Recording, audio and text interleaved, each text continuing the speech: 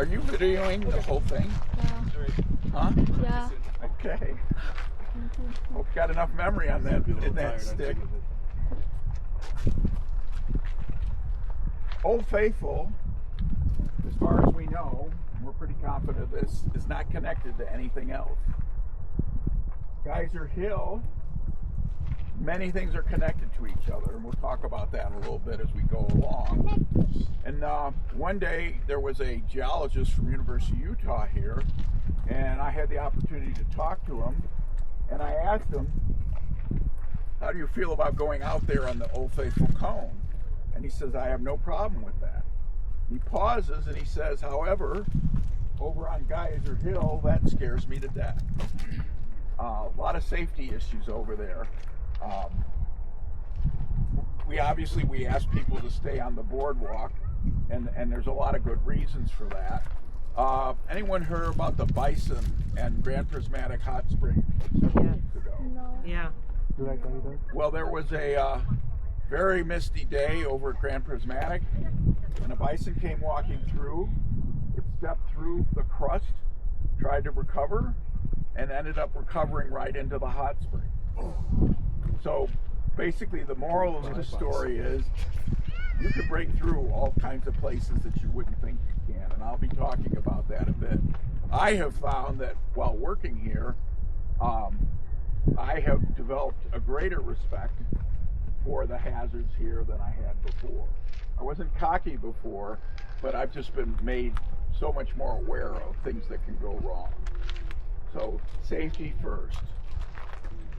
Okay, we're going to go down now. We're going to cross the river. And I might pause at the bridge.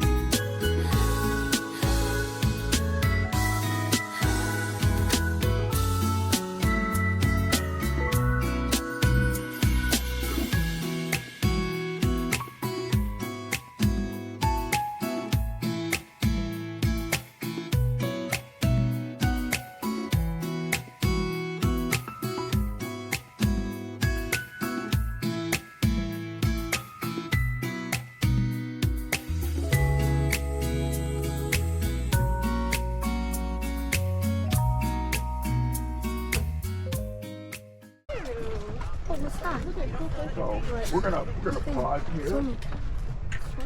Yeah. Don't do something. It's flat. Don't you see it? It's a beaver. I think that's a beaver. Oh, I see it. That's a muskrat. Huh? Oh, it's a See the beaver, Ranger Bill? Oh. This is one of my favorite areas in the park. Certainly one of my favorite areas in the Upper Geyser Basin.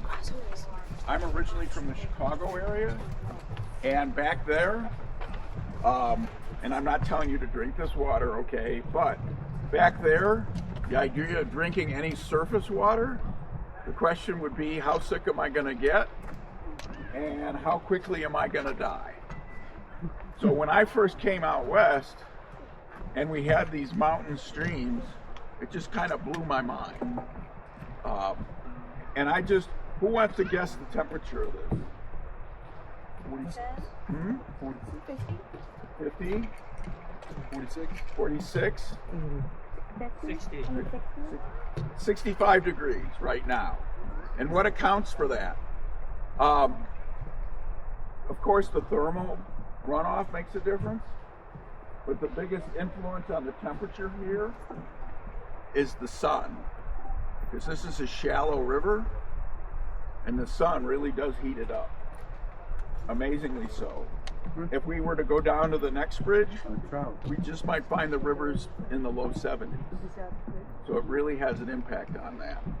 Currently, now you can't fish in the upper geyser basin, but currently, Firehole River, Madison River, and the Gibbon River and the tributaries are all closed to fishing. The water, the rivers get to be a certain temperature and it really stresses out the fish. So if you had fishing on top of that, that would stress the fish out even more and potentially kill them. So that's why fishing is closed down and almost certainly will be closed down for the rest of the season. And it is catch and release here. And on that note, the water that comes out of thermal features contains microbes and nice things like lead and arsenic. So even if it wasn't catch and release, I wouldn't want to be eating any fish caught out of these waters. Kind of like the, some of the seafood you're not supposed to eat because of mercury levels, that kind of thing. So now we're going to go up the hill, and we're going to come to the beginning of Geyser Hill. Have you learned anything yet? Learned that Water? Learn something fast. Oh, here it actually you get our water out of the fire. I know I'm And it gets treated.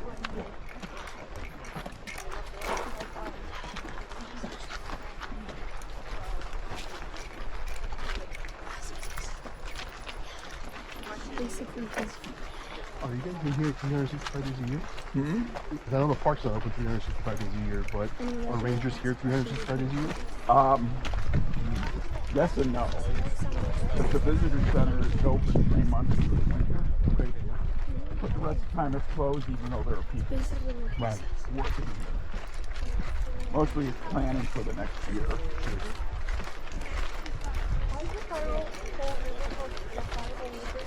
It's because of all the thermal features.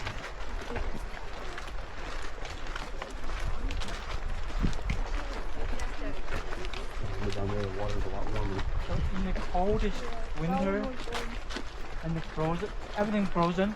No. No, that's where the thermal features add I enough see. warmth. There might be maybe some bends in the river that might slightly freeze. like an hour long video. On the average, how much snow is like that? Yeah, I can't really answer that because average doesn't really mean anything. I guess if I had to go with a number, it'd be over 100 inches. Oh wow. Some years a whole lot more than that. Right. And other years a lot less than that.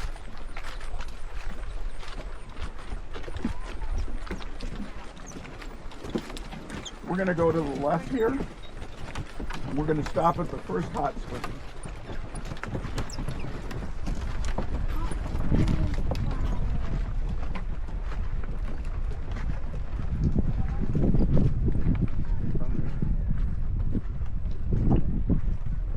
Then we're going to pause here. Oh, you're a Junior Ranger.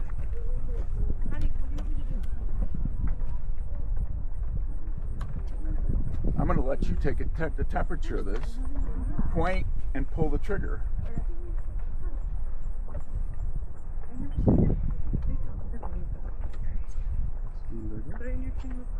Read it. Shift over a little bit. Yeah, towards the bubble.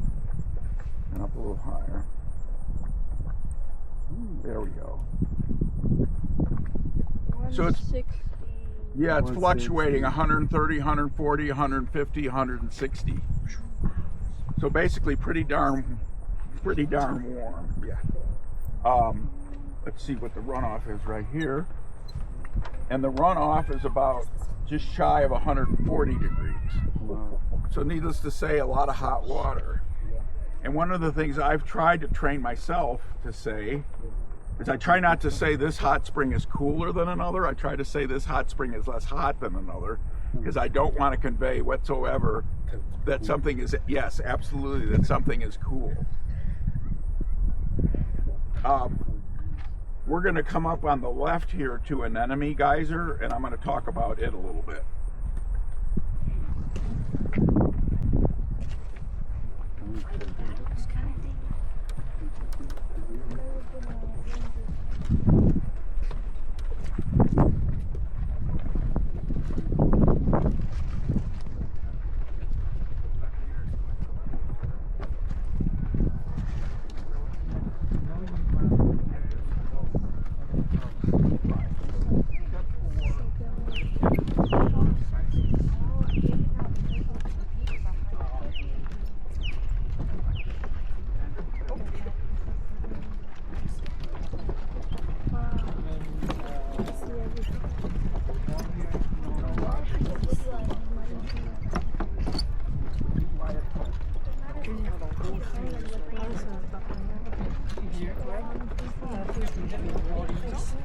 Look at it splashing.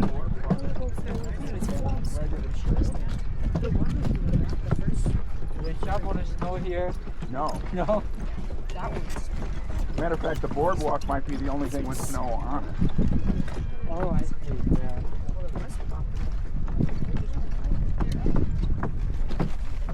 Okay, I'm going to pause here. Oh, wow.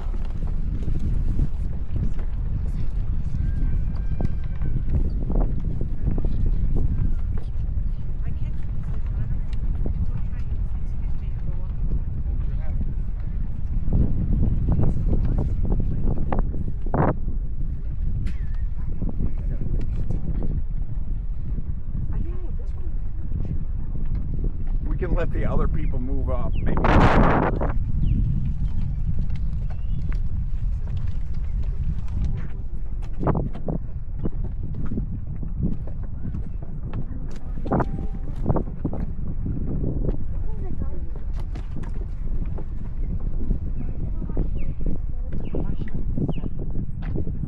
I believe that sound we're hearing is an osprey. So this is an enemy geyser, and you can see the two different pools which are connected to each other. And one of the things that I find pretty amazing about geysers is how different they are. Here we have what we call geyser pearls, little round mineral formations.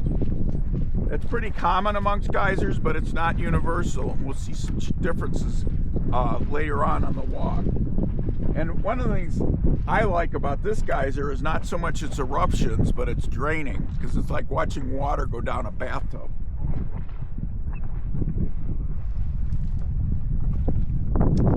And just so you know, those benches right over there at the 90-degree turn, I consider that, if not the best, one of the best places to watch Old Fathful erupt. Depends on the angle of the light, depends on the wind direction, but you get a really nice view. You can see the river, you can see the undulating terrain, and you don't have thousands of people with you.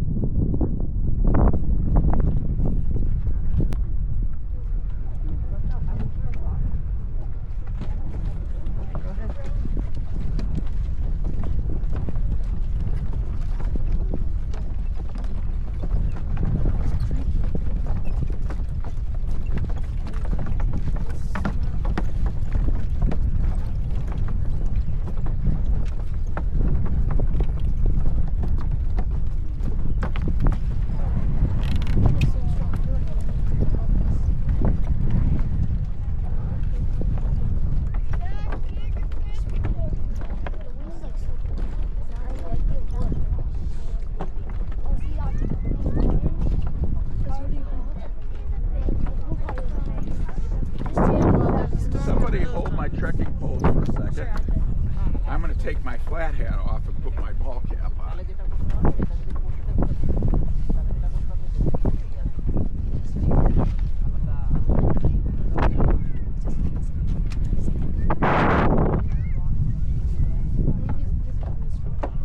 expensive and they take too long to replace.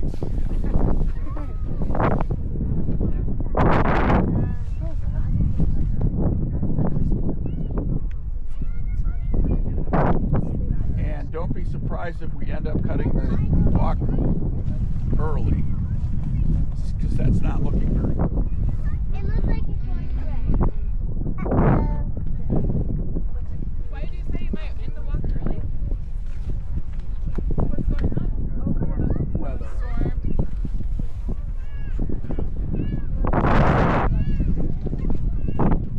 No, thank you. Hey, we're going to go down to Beehive, and I'm going to talk about Beehive Geyser. You said you went on like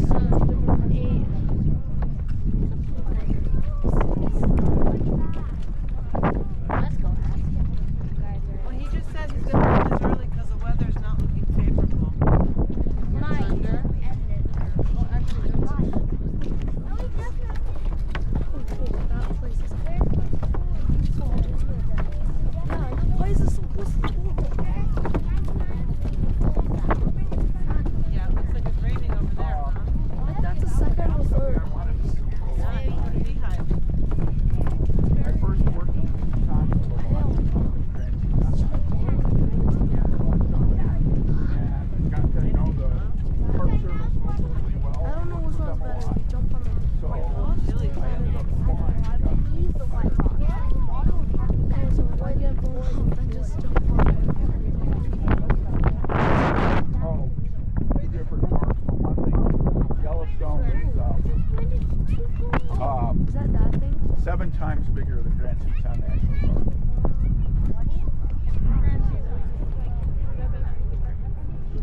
There's a rainbow.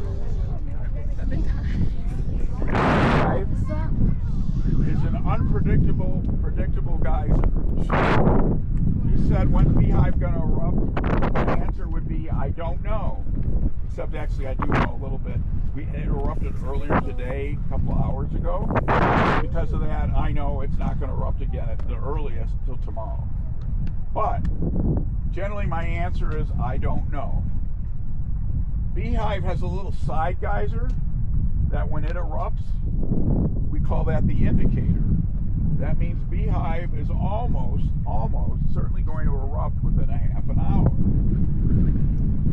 And it does.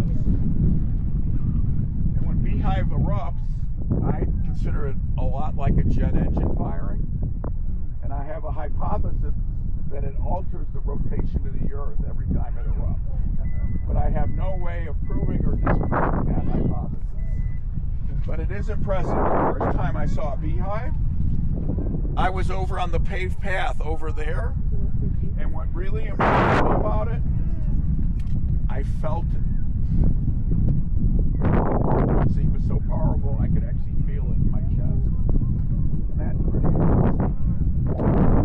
You can have that same feeling actually with Lone Star Geyser, which is in the backcountry. And if you look behind, you can start to get an idea how thin the crust is. As we go along, you'll see various holes. We've got one right over here on our left, and you'll begin to understand why that University of Utah geologist said he was terrified of Geyser Hill. You know, I said I've learned a lot here. There's things here that if before I would have said, oh, I could walk across that, that'd be okay. And I don't think that way anymore. So, you'll notice a pipe right here. Where's my trekking pole holder? Here. Okay. We used to have decades ago. We had a swimming pool down there.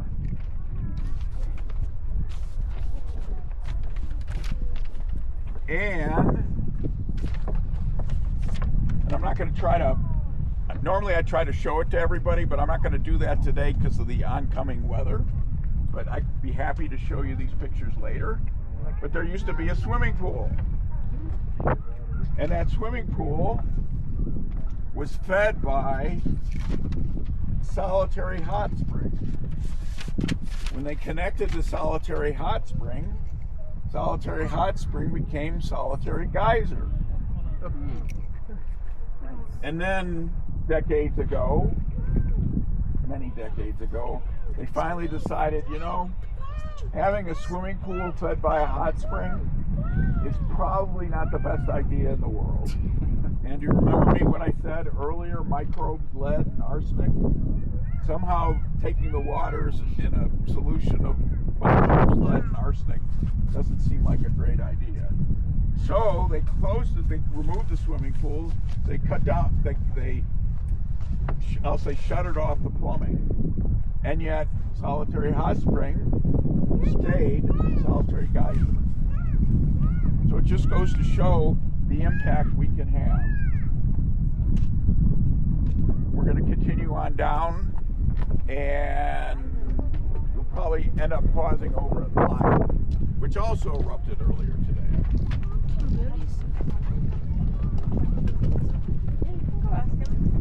Yeah, this is a good example of how thin the crust can be.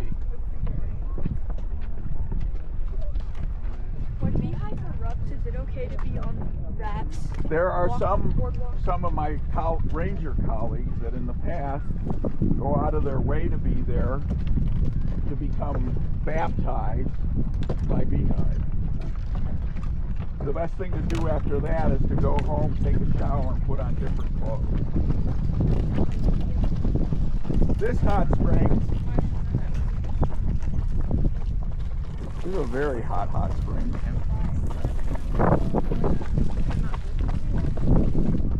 194 degrees. Anyone happen to know the boiling point of water here? 200. Oh, very good. 199. Very, very good. So, just because gas is coming out doesn't mean it's boiling, but in this case, I'm pretty confident that down below it is boiling. So that's what's coming out. And the colors can indicate the temperature. We'll see some hot springs along the way. Blue, green. Here we see some orange. Orange means it's less hot.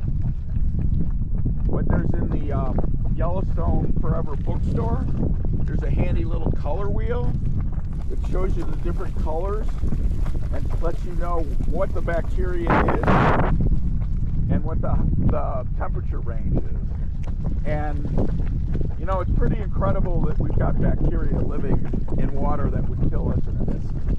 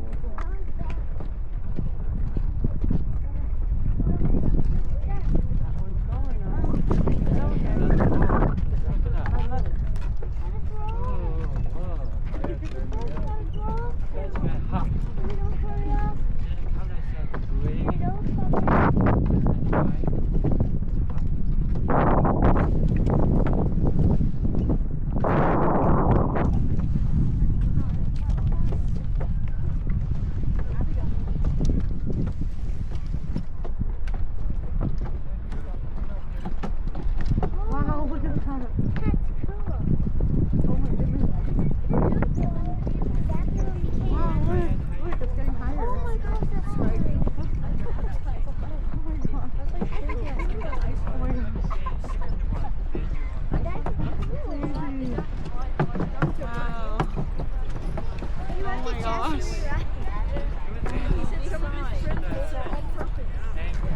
Oh my gosh. It probably will be pulled down as the wind is high.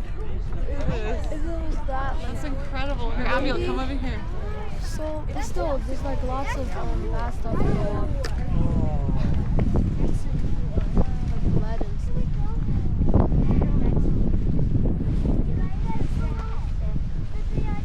Lion. This one goes for a while, huh?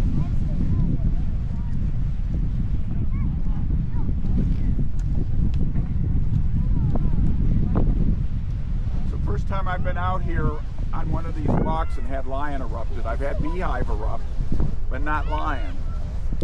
Now lion is a little different than some of the other geysers. First of all, this is the lion group. There's cub geyser, there's lion geyser, I don't even know all the names. But lion is a geyser that it's not unheard of for it to erupt and then erupt again later. It did erupt a little while ago, I think maybe an hour, I'm not sure, but here it is erupting again. So if you're out here when lion erupts, it's not necessarily a bad idea to sit down and just wait if you've got the time. It seems to me that this eruption isn't quite as big as the last one, the one an hour ago. How high in the air did the water spray? On this one, I don't know. My guess is maybe 50, 60 feet, not necessarily right now. Beehive will hit 200 feet. It's taller than Old Fathful.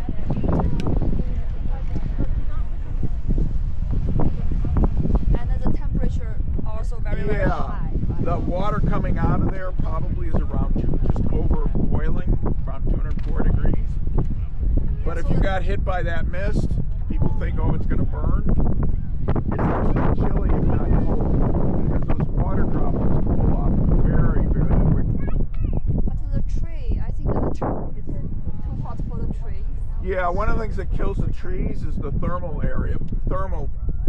The temperature builds up and it kills off the trees, eventually kills off other vegetation. But you can see here we've got a lot of short sedges and grasses growing. I don't know a whole lot about those, but I kind of like to know more. And we're going to go up to Ear Spring. I'm moving along a little quicker than normal.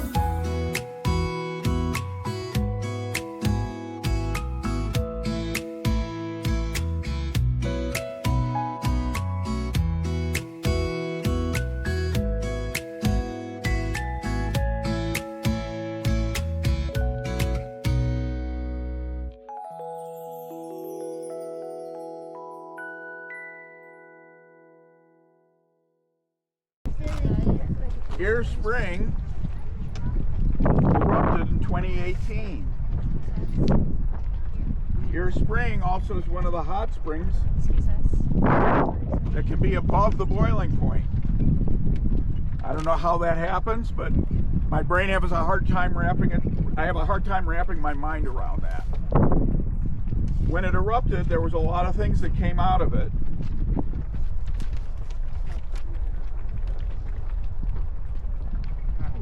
Coins, not a surprise, cans, a baby's pacifier. But the highlight for me, a piece of a concrete block. Okay? And we talk about this, and it's, how did that ever get out here to begin with? Because, okay, I don't like it, but people throw things into hot springs, and I kind of understand, even though it's wrong, when they're throwing coins in and things. But to throw a concrete block or a piece of a concrete block into a hot spring, you had to carry it out here to begin with. Now, even if you're drunk, who gets the idea of, hey, I got a great idea. I want to carry a concrete block to throw it into a hot spring. It just, we actually would like to know who did it and ask them why. I mean, yeah, we would say you shouldn't do that, but we just find it mind-boggling. Now, it hasn't erupted since, but one of the things you hear about is geologic time. And usually when we talk about geologic time, we're talking millions or billions of years. In Yellowstone, we're talking days, weeks, months, and years. I was on a ranger-led walk up at Mammoth Hot Springs a number of years ago, and our ranger made a point. Oh, this wasn't here yesterday. Or this was starting to be a hot spring, and it looks like it stopped. And as you walk around here, you will see places where something was obviously a hot spring, but now it's got grass growing out of it, and maybe even a tree. So that's kind of unusual. But that's one of the things I like about the geysers in Yellowstone.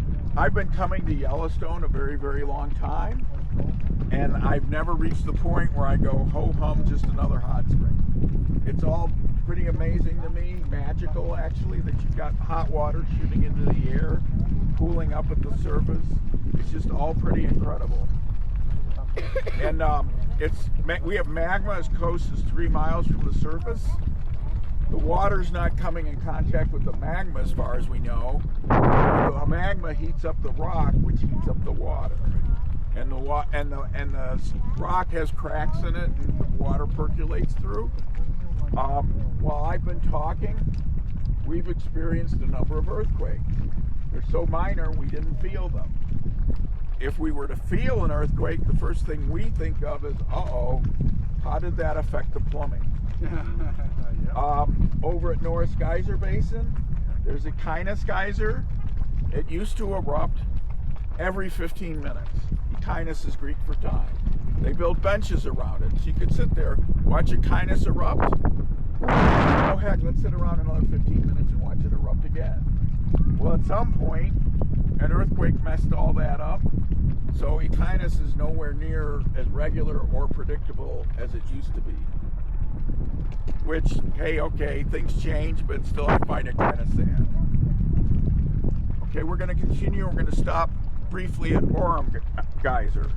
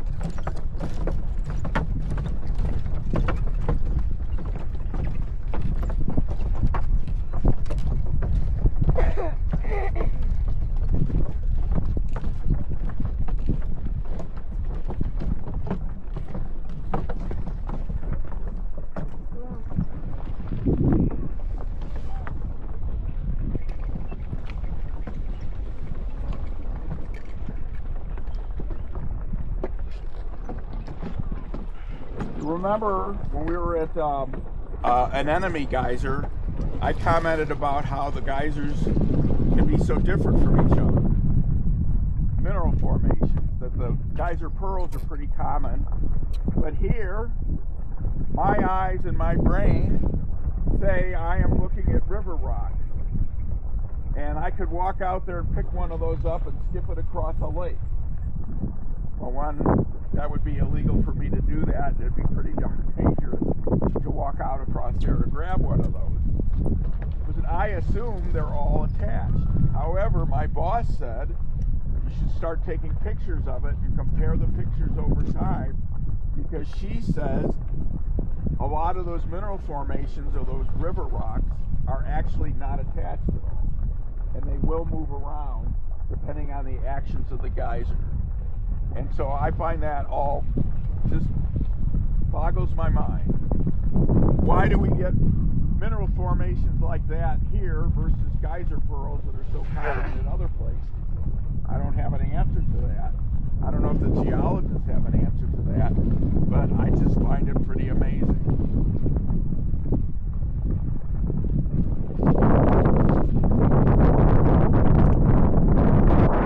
Now we're going to go down to Doublet Pool.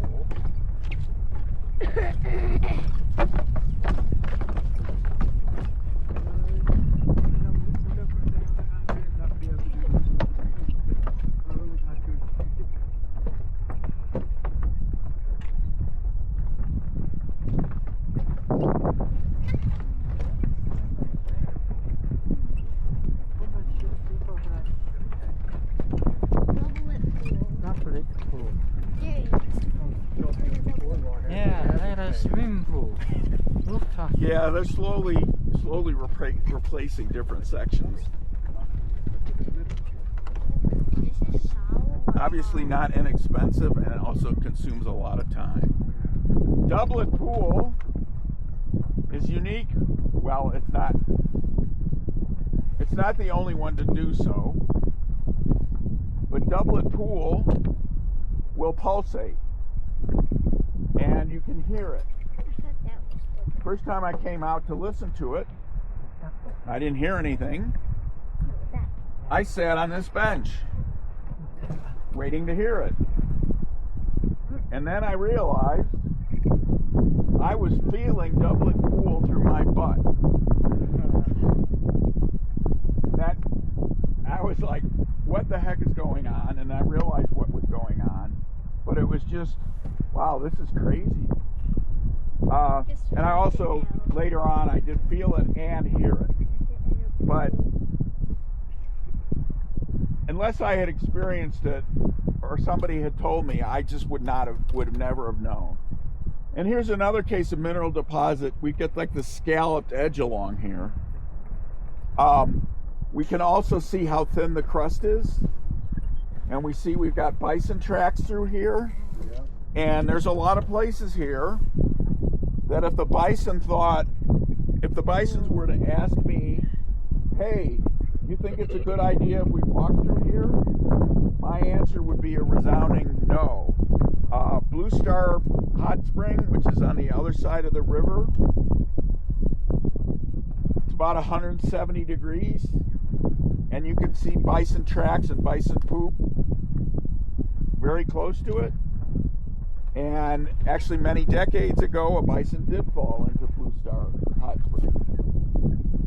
They discussed what to do, but they decided to remove it because somehow having a bison stewing in a hot spring next to a boardwalk was decided that was not a great idea. So they did remove it, but they compromised and took some of the bones and threw it back into the hot spring. Now, if you go there today, you can't, there's no sense that anything ever fell into it. It was back in the 90s or something like that. So it has changed, but you can still see the bones. Contrary to popular belief, including my own, there's a paper written by the U.S. Geological Survey.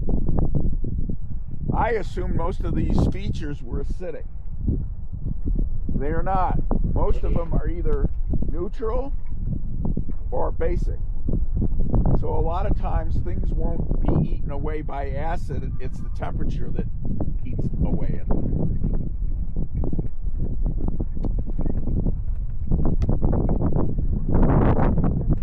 We're going to go down a little bit farther.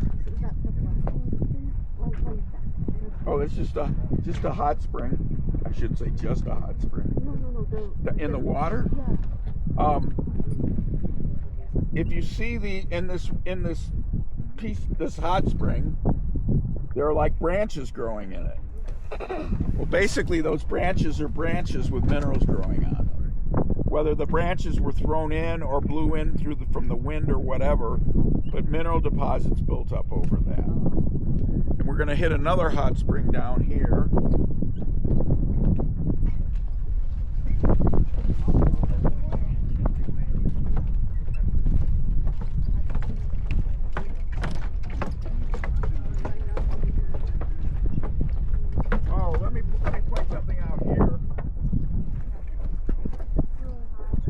About bacteria living in this hot water.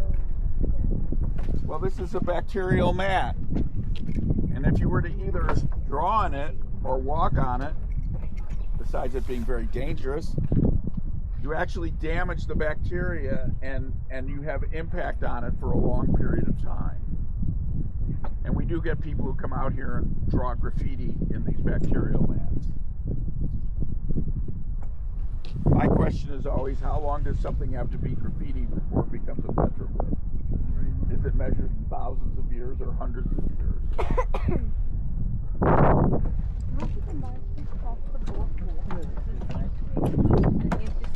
They do. Bison can actually jump a 6-foot fence without a running start. So for it to get up on a boardwalk is not a problem. But sometimes they'll actually walk down the boardwalk. And needless to say, that's not a good situation when you have people on the boardwalk and the bison coming through. We're going to stop at this little hot spring right here.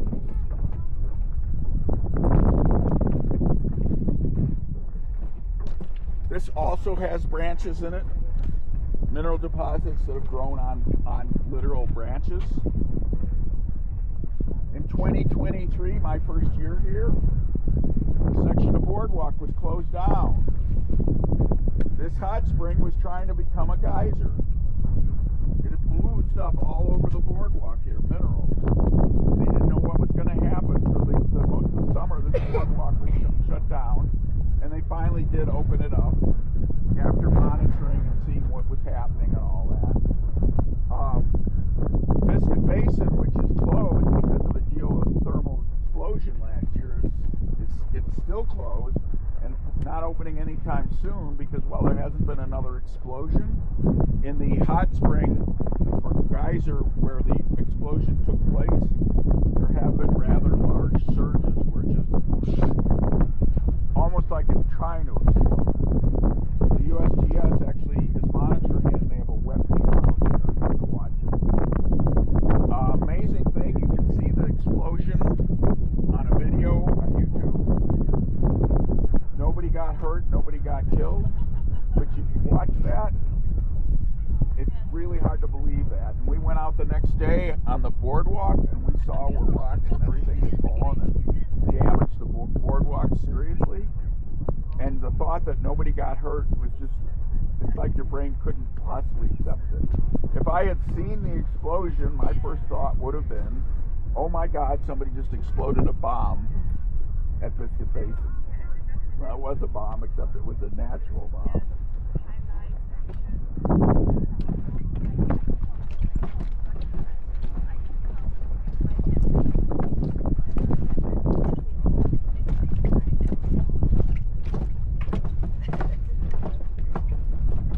This area right here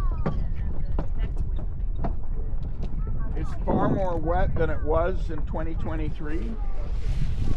And you see these holes? Those are footsteps of bison. They walk through here. This would have been a spot where I would have said, hey guys, it's not a good idea. And I would also like to know, when they broke through several inches, was it hot? Did you change your mind? What did you do? Because the footsteps kind of just end. And I don't know, maybe they turned around and backtracked. I'm assuming you're a geyser gazer? No, I'm just a painter. You're a what? Painter. Oh, okay. Well, on that note, we have people here that are called geyser gazers. And they provide an invaluable role for the Park Service because they're observing various different geysers. And a lot of them are so good and so accurate, we rely on what they tell us. Then there's others that aren't quite as good. One fellow, Jim, I don't know Jim's last name, he's not here this summer.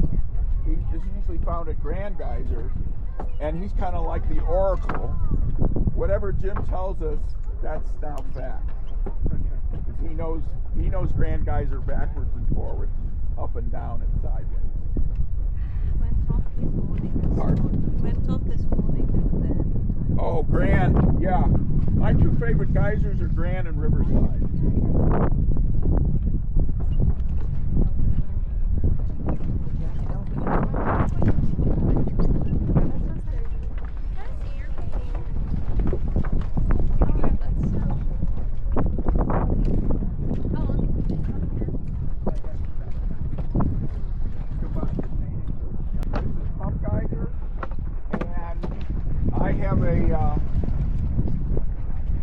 It's a hypothesis, but my observation is the frequency of eruption is the height of a geyser is inversely related to the frequency of eruption. This pretty much constantly erupts. It doesn't get really high. It does get higher than this sometimes, but not very high. If you go over to Black Sand Basin, you'll find Cliff Geyser and some of the other features there erupt very frequently. They don't get really high, but they erupt a lot. They're basically a lot of fun to watch. And this one, just like on Anemone, has geyser pearls. See, it heard, and it wants to show. Then we're going to continue on, and we're going to end at Giantess. I got this done pretty quickly. Yeah.